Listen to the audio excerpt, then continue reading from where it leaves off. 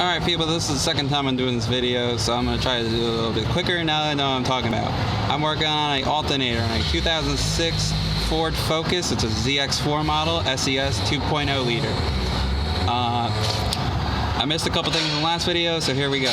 When you're taking the alternator out, you have to take off a couple heat shields that are held on by 15mm nuts that are held onto the alternator.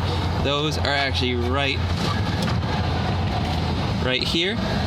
There's two nuts. The nut that I'm pointing at right now holds the alternator on. There's another nut that actually holds the heat shield on. And right next to that, there's a 13mm bolt head that you need to take off that takes the alternator off. Now to get the alternator out of the car, you need to take the two E8 inverted torx off the studs to be able to get that off.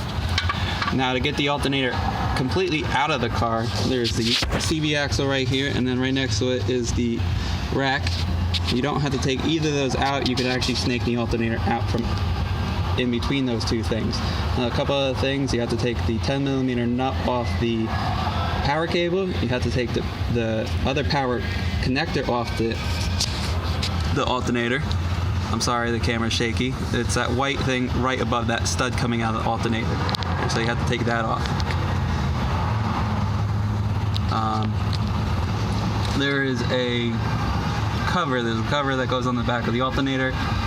That is held in by a couple 8mm nuts. Now mine was missing a couple, so I only had one holding it on. The customers that I'm working on. And there's a couple different connectors you can take off up top that can be easily taken out of your way. So hopefully this video helps you in your endeavors when taking this alternator off. Till next time, deuces.